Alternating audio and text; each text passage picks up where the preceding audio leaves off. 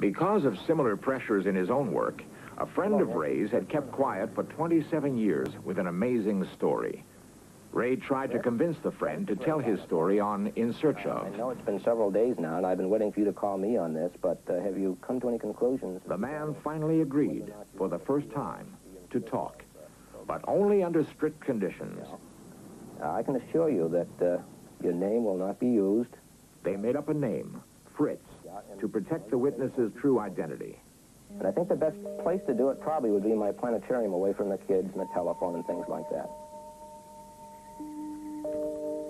Waiting for his friend to arrive, Ray nervously fiddled with his telescopes. He remembered his extensive investigations into the man's reliability as a witness. In the case of Fritz, I started in 1973, went all the way back to the various companies he worked for, right back to Wright-Patterson Air Force Base, talked to people he worked with, and they all gave him a very clean bill of health, a reputable man, honest man, not the type that would fabricate a hoax, and a very efficient engineer, manager. As the man arrived, Ray recalled the years his friend had wavered about breaking an oath of secrecy. He recalled their long arguments about a greater public good. Would the years of patient persuasion at last pay off? As I understand it, Fritz, you were working for the United States Air Force. The story began late one night in 1953 at Frenchman's Flat, Nevada. The man had been working as a consultant on blast effects of atom bombs when he was suddenly ordered to report for a new mission. What happened after that?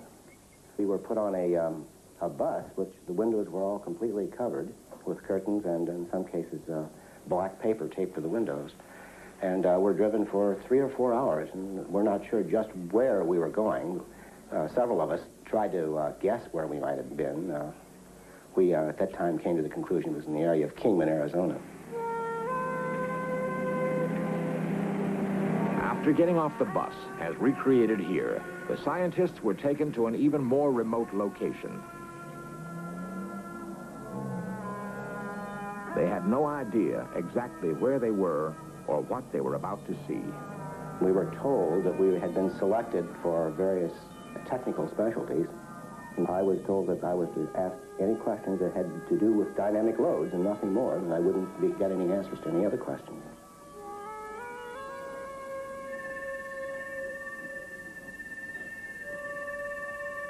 It looked like two saucers, I would call it, one on top of the other, inverted, probably 25 to 30 feet in diameter.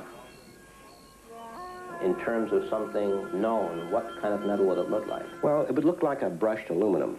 I'm sure it probably wasn't that. I say that because I noticed no scratch marks. And anything that would penetrate into the sand 20 inches that way would certainly have some scratch marks. No signs of buckling, fracture, or anything? Not that I could see. I accepted it was probably some United States government vehicle, a highly classified vehicle. In fact, we were told that that's what it was. Interestingly enough, one of the questions I needed to know was what the mass of the vehicle was. I could tell a lot of things from the penetration into the desert sand and so forth, but I needed to know the mass. And they told me that they weren't going to let me know that. They perhaps didn't even know themselves. There was also a tent, which I didn't get to look into, but one fellow whom I did happen to talk with briefly until they told us to stop talking, said that he had seen two bodies inside this tent, two alien-looking bodies. It was brown, leathery skin, had a silver, like a cap on, without a bill. Like a skull cap? Yes, like a skull cap.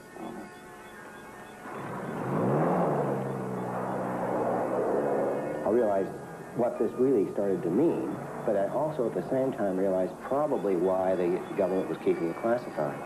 There are a lot of things that could be changed by our culture or religions. There are a lot of things that could be affected by the release of information like that at that particular time.